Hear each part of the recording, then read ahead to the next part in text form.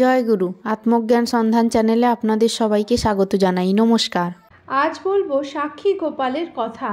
আমরা খুব কম সংখ্যক মানুষ আছি যারা জগন্নাথ দর্শনে পুরী যায়নি। সেখানকারই একটি সত্য ঘটনা। উড়িষ্যার জগন্নাথ মন্দির থেকে 12 মাইল দূরে সত্যবাদীপুরে শ্রীকৃষ্ণের একটি মন্দির আছে, যাকে সাক্ষী গোপাল মন্দির বলা হয়। একবার দক্ষিণ ভারতে বিদ্যানগরী নামে একটি স্থানে এক বৃদ্ধ ব্রাহ্মণ থাকতেন। তিনি খুবই ধনী ছিলেন। তিনি মরবার পূর্বে একবার বৃন্দাবন দর্শনে যেতে চাইছিলেন, কিন্তু বৃদ্ধাবস্থার কারণে মুশকিল হয়ে পড়ছিল। একদিন পাশের গ্রামের এক যুবক ব্রাহ্মণ তার সাথে দেখা করতে এলেন।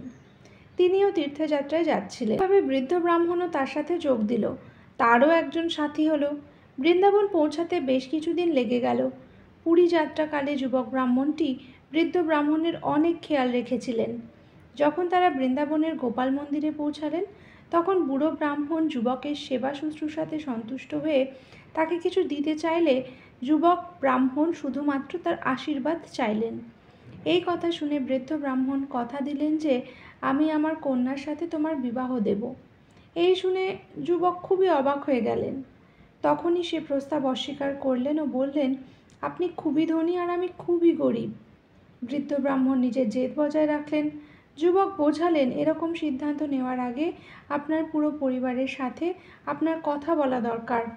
কিন্তু বৃদ্ধ ব্রাহ্মণ ভগবান গোপালকে সাক্ষী মেনে যুবক ব্রাহ্মণকে কথা দিয়ে ফেললেন। তারপর তারা তীর্থ শেষে নিজেদের স্থানে ফেরত এলেন। বাড়ি ফিরে বৃদ্ধ ব্রাহ্মণ তার পরিবারকে নিজের প্রতিশ্রুতি দেওয়ার কথা জানালেন, যা শুনে তার পরিবারের স্ত্রী, পুত্র, কন্যা সকলেই ভীষণ রাগ করে প্রস্তাব প্রথমবারেই অস্বীকার করে দিলেন।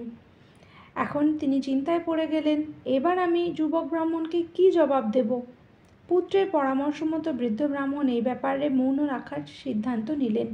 বৃদ্ধ ব্রাহ্মণ যখন নিজের প্রতিশ্রুতি মতো কার্য করলেন না, তখন যুবক ব্রাহ্মণ বৃদ্ধ ব্রাহ্মণের সাথে গিয়ে দেখা করে প্রতিশ্রুতির কথা মনে করালে উনি পরিষ্কার সে কথা অস্বীকার করে গেলেন। এমনকি তার পুত্ররা যুবককে অপমান করে তাড়িয়ে দিল। দুঃখী হয়ে যুবক পঞ্চায়েতে সাহায্য নিতে গেল, কিন্তু পঞ্চায়েতে তো সাক্ষী প্রমাণের উপর ভিত্তি করেই বিচার করা হয়। সবাই মিলে পঞ্চায়েত ডাকলে কন্যার ভ্রাতা বললেন, তোমার গোপাল মহারাজ যদি এসে তোমার হয়ে সাক্ষী দেয়, তো আমি সেই দিনই আমার বোনের সাথে তোমার বিবাহ দেব। সবাই এতে রাজি হলো।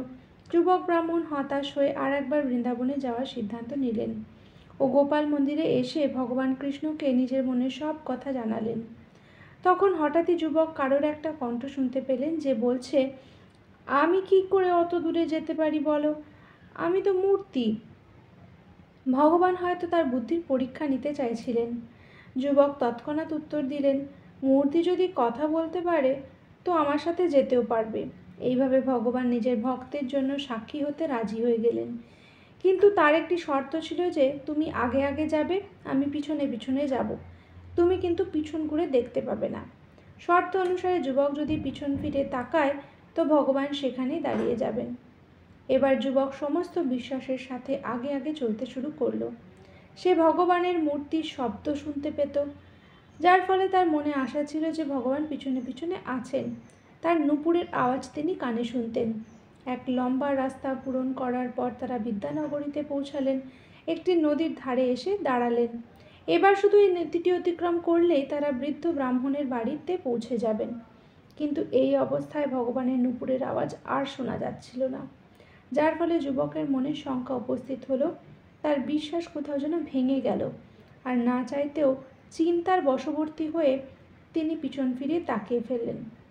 ব্যাস, আর কি, ভগবান ওখানেই পাথরের মূর্তির মতো দাঁড়িয়ে গেলেন। কিন্তু যুবকের কাজ তবু হয়েই গিয়েছিল। গ্রাম সেখান থেকে বেশি দূর ছিল না। সে জোরে জোরে চিৎকার করে সকল লোকজনকে ডাকতে লাগলো। লোক এসে অবাক হয়ে গেল, সত্যিই তো গোপাল ঠাকুরের মূর্তি রূপে সেখানে উপস্থিত হয়ে রয়েছেন। পঞ্চায়েত এলো, ধনী ব্রাহ্মণের পুরো পরিবার এলো, আর সকলে তো অবাক। এই দেখে সবাই যুবক ব্রাহ্মণের কথায় বিশ্বাস করলো ও সেই দিনই বুড়ো ব্রাহ্মণের কন্যার সাথে যুবক ব্রাহ্মণের বিয়েও হয়ে গেল। ভগবান গোপালের এরূপ কৃপা পেয়ে যুবক ব্রাহ্মণ গোপালের নিত্য পূজা পাঠে সমস্ত দায়ভার নিজে নিলেন। গ্রামের লোক গোপাল ঠাকুরের জন্য এক মন্দির নির্মাণ করে দিলেন। সেখানে গোপাল ঠাকুর পুজো পেতে থাকলেন। এবার প্রশ্ন হলো, গোপাল ঠাকুরের এই লীলা করার কারণ কি? বৃন্দাবন থেকে বিদ্যানগরীতে তিনি কেন এলেন? এর কারণ হলো, একবার উড়িষ্যারাজ গজপতি রাজবংশীয় রাজা পুরুষোত্তম দেব কাঞ্চি রাজ্য আক্রমণ করেন। তিনি আবার খুব জগন্নাথ দেবের ভক্ত ছিলেন। ওনার বিয়ে কাঞ্চির রাজকন্যা পদ্মাবতীর সাথে হওয়ার কথা, কিন্তু যখন পদ্মাবতীর পিতা তার সাথে সাক্ষাৎ করতে পুরী এলেন, তখন জগন্নাথের রথযাত্রা বের করা হচ্ছিল, যার ফলে গজপতি বংশের নিয়ম অনুসারে সোনার ঝাড়ু দিয়ে রাস্তা ঝাড় দেওয়ার কথা ছিল, যেই রাস্তা দিয়ে ভগবানের রথ যাবে।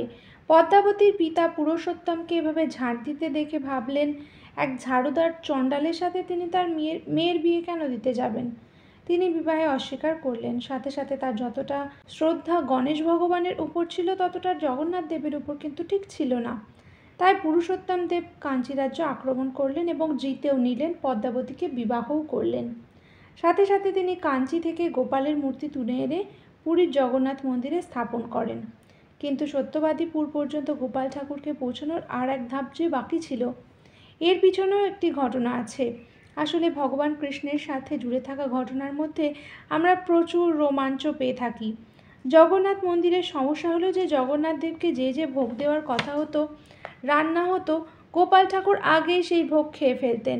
এমতাবস্থায় একদিন জগন্নাথ দেব রাজা পুরুষোত্তম দেবকে স্বপ্নে এসে জানালেন সকল কথা ও আদেশ দিলেন, পুরীর জগন্নাথ মন্দির থেকে 12 মাইল দূরে সত্যবাদীপুর আছে, গোপালকে সেখানে স্থাপন করতে হবে। ভগবানের আদেশ অনুসারে রাজা তাই করলেন।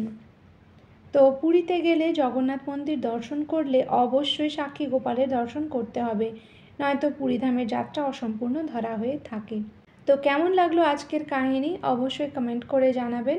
ভালো লাগলে একটা লাইক করে দেবেন, বন্ধু বান্ধবদের সঙ্গে অবশ্য করে শেয়ার করবেন, আর আমার চ্যানেলটা সাবস্ক্রাইব করে আমার পাশে থাকবেন। আবার চলে আসবো নতুন কোনো পৌরাণিক ঘটনা নিয়ে। ধন্যবাদ।